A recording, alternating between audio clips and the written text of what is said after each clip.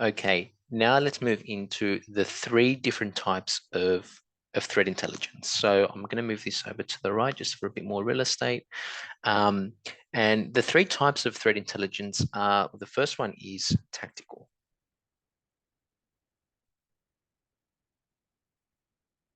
Oops, let me just clean that up a bit. Okay, there we go. That's better. Okay, so the first part of that is tactical, and tactical falls into two categories. We've got our indicators of compromise, so our ISCs. These are things like IP addresses, domain names, hashes.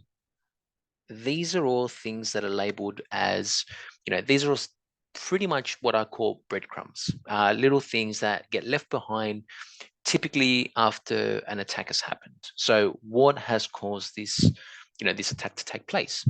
Oh, a fish went out to a specific user in a specific department, came from a specific IP address with a specific domain name.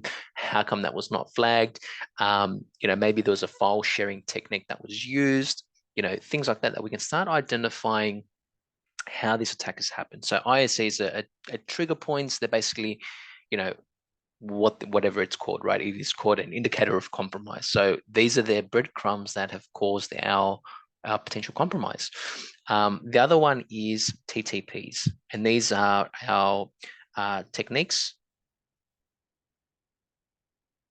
Sorry, our threats, tactics, and procedures, and these are pretty much what we call, they're essentially the signature moves. Now, if you're a wrestling fan, for me, growing up watching The Undertaker and Kane and, Stone Cold Steve Austin and things like that, think of this in terms of, their signature moves. And when you think about this, it could be a choke slam, right? So it's that finishing or that style of, we can start identifying the nature of how they like to do things. So our TTP is basically, the style, right? It is how they like to perform these types of attacks. How do they gain initial access, right? How initial access. Is it a drive-by technique? Is it again some sort of phishing technique? Is it some sort of, do they perform some sort of recon, that we don't know about, right? How do they perform maybe privilege escalations?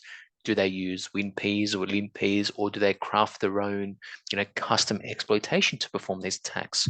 Do they target certain systems, right? These are all sort of questions that our threats, tactics, and procedures sort of identify. So, um, certain systems, do they attack? How do they perform? Privilege escalations? Do they only go after Linux and not Windows, or do they go only after Windows instead of Linux?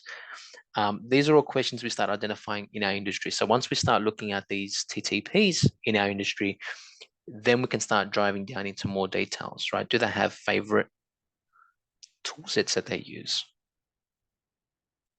Now, tool sets could be a range of tool sets, right? If they're known to use a certain, a beacon, if they're using Corporate Strike, if they're using Silent Trinity, if they're using Covenant as a C2 platform, there's always little things that get left behind to identify, a C2 instance coming from Cobalt Strike.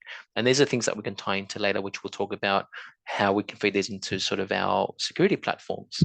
Are they known for particular malware attacks? And what are those malware attacks? And this is where you start defining all those parameters. Again, if phishing is into play, how do they like to phish? They use certain tool sets, some real practical ones. GoPhish is really common. Evil Jinx, Evil Nginx 2. Real great platforms. And there's ways to, drill down that if GoPhish is sending an email, it has little GoPhishes, little responses in its headers information. So you can start really drilling down that if there's a GoPhish like, reply header information coming from GoPhish, then you probably know that's an indicator of compromise that you can put into your security platform. So there's ways that these breadcrumbs sort of play into things. And once we know what they are, then we can take that, or we can take all our, ISCs and TTPs, and then we can feed it into our security platforms. if we've got IPSs, UTMs, our SIEMs, our endpoints, right? And the list goes on. So we take those platforms, and there's a boatload of ways to do this, and I'll show you a couple in just a moment. But traditionally, what ends up happening in here is, you've got your Intel feeds, and I'll show you a couple in just a moment. So Intel feed, whatever it is. Traditionally, what you would do is you'll create an account. So you'll go to the website, whatever. You'll sign up. Some of these are obviously, some are free. You can use a free tiered version. Other ones, you obviously, free versus paid, right? And these all sort of happen based on query searches. So when you get an API key, you'll sign up. There's an API key function which may have a limitation of use. So, similar to licenses and versions of things, the free version may give you a certain amount of queries that you can perform, where a paid version is more for commercial and enterprise use. And you get that API key, and then you basically feed that into your security platform tools. And then from there, you'll have access to, if we're using Intel X.io, which is a platform to do sort of threat intelligence, you can then query that platform for any sort of indicators of compromise, and then you can do your own research. I'm going to flip the screen here in just a moment, just to give you some examples of some open source tools that I've used in the past that are, really great to sort of get you started. And then we'll talk a little bit about the other forms. So what I may do is, let's just carry on, and then I'll cover the other two forms of our threat intelligence types. So the first part is so I've also got here open the MITRE ATT&CK framework. So here is things that we can start really drilling down into. Who are these APT groups, or how they operate? And you can really drill down into them, because it kind of gives you that whole holistic, tier chain approach. So anything that we look at, sort of, we can go here to the tactics, look at the enterprise tactics, and then we can start drilling down into initial access. So we can start to see, drive-by compromise. We've got, external remote services. You can start reading about, do we have, Citrix VPN accounts? Are we operating with Citrix? And is that now going to be a potential indicator of compromise? If phishing is that, that TTP that we have to go after, how are we going to be susceptible to those attacks, and how are they going to look like in the real practical sense? Let me just move the mouse and things like that. So you can start to see here that these are all types of initial access, all the way down to your exfil and your C2. So we'll cover off this in a little bit of in a bit more detail a little bit later. But what I want to do right now is, for those of you that have been around the industry, or you may have not, Spiderfoot has been an open source tool set that's been around for a little while, and I think I've ran into this tool a few years back, and I found it quite good for what it is. It gives you a sort of a whole holistic approach into automating open source intelligence based on threat intelligence that you get. So, you can put in a bunch of IP addresses, maybe some domain name information, maybe some hash files, or some sort of hash information that you're noticing, and you start doing sort of research into that. The cool thing about this is it integrates with a bunch of feeds or integration modules. And I'll just get my pen here. Let me just clear the screen.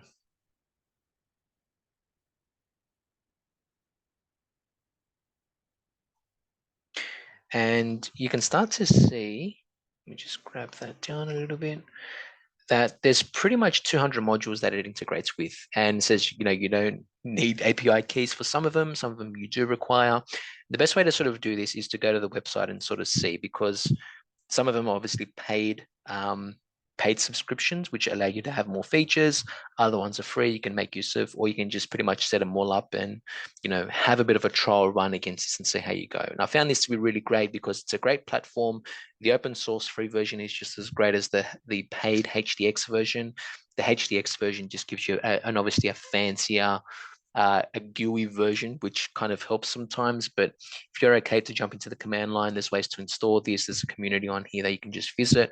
You can just Google GitHub Spiderfoot, and you can come to the GitHub repository here, and you can sort of investigate some of their feeds. And I found this to be quite intuitive. It did a great job. I'm not really, the spokesperson for Spiderfoot or anything like that. It's just, a tool set that I've used in the past, and I kind of enjoyed it and found it quite easy to use and very relevant to doing threat intelligence. So you can come in here, you can start, dissecting some of these tools. If you don't know what these are, you can start looking them up, and then from here you can just go online, subscribe, view them, and then have a practical sense of running these engagements.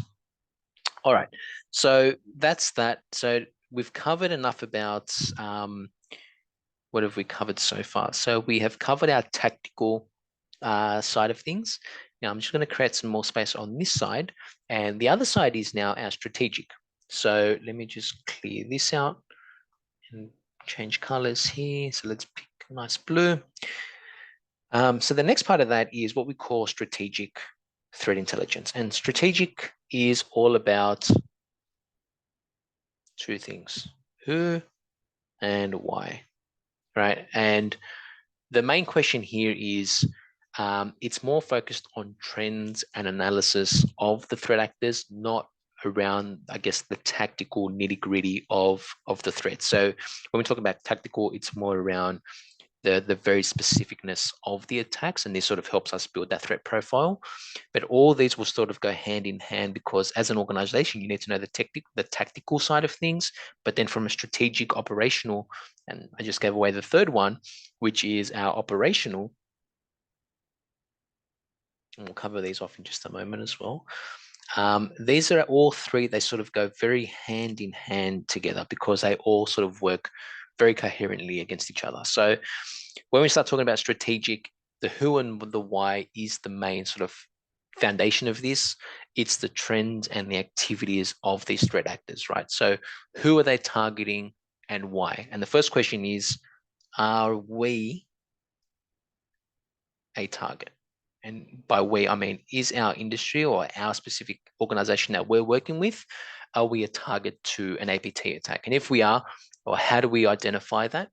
And what strategic measures do we need to put in place to apply to these remediation factors? So if it is a specific APT group, how do we then begin to prepare about it?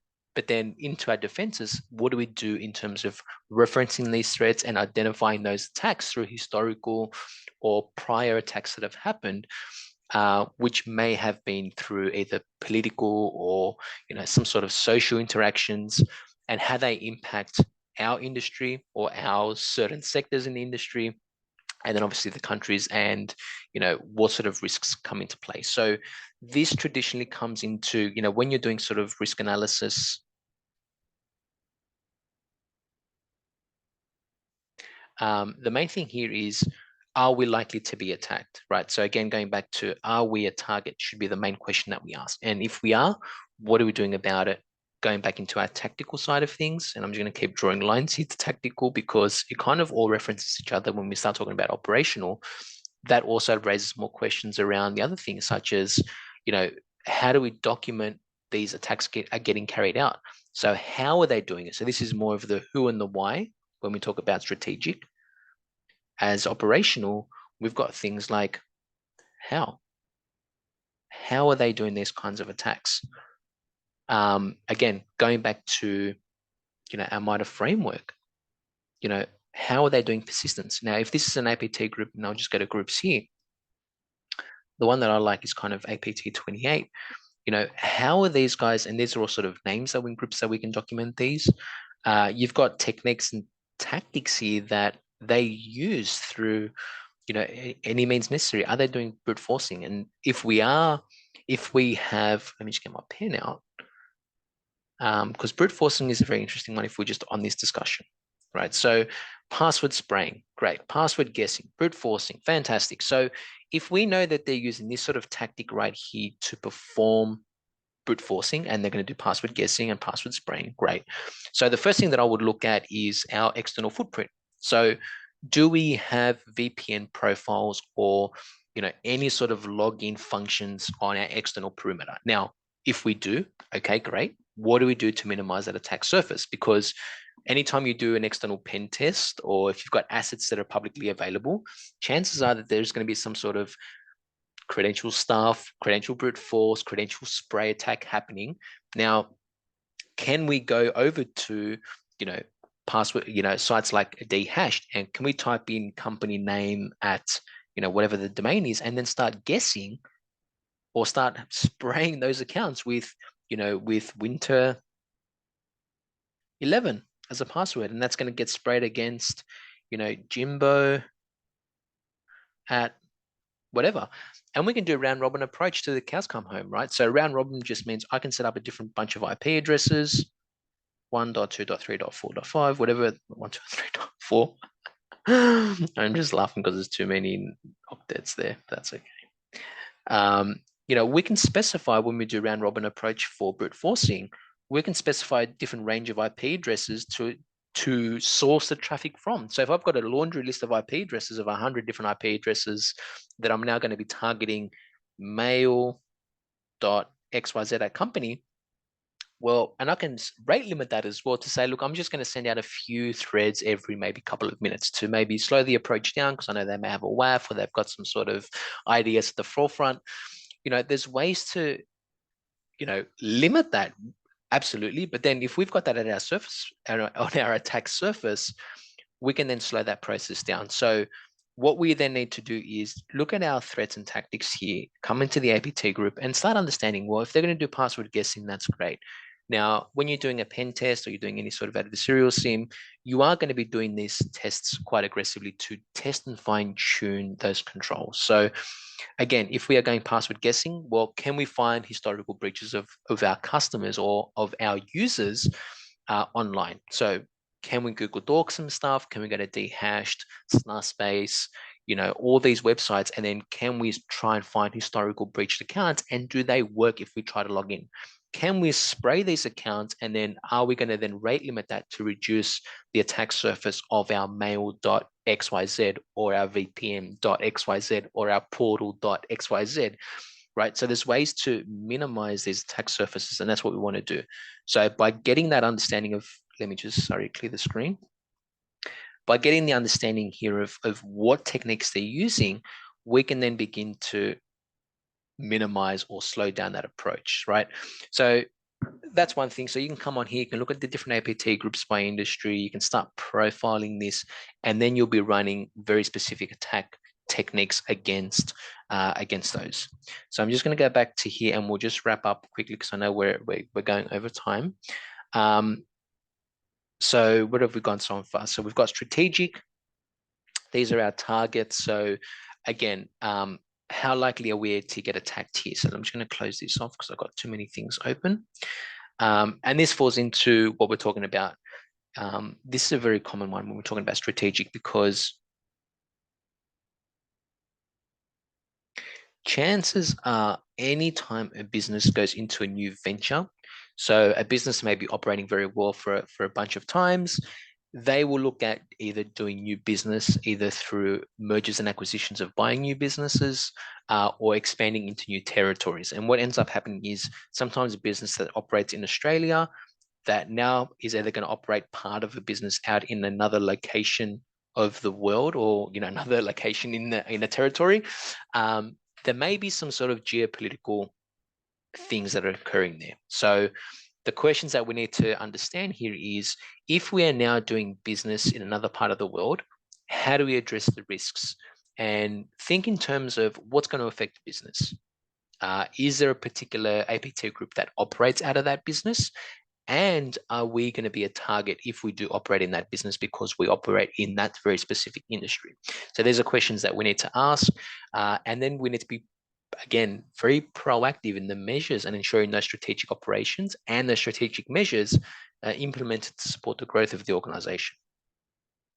The final part here is the operational side. So operational is, again, how do they do things? So the other couple of questions are around who and why. How do they do it? Again, sort of diving into, our MITRE framework. So when we look at the very specific, chain of attack, essentially, again, this is more around the form and the technologies used, not the actual technical parts that we've covered off in the tactical component, right? And where. So where are they coming from? How are they doing it? Is that a specific style, flavor? And I'm talking about, tool sets and methodologies. And where are they operating from? Is this maybe an APT group? If so, great. What is it? Have we identified it? Have we understood that particular actor? And do we know how they work? And this particularly happens around sort of the geopolitical piece.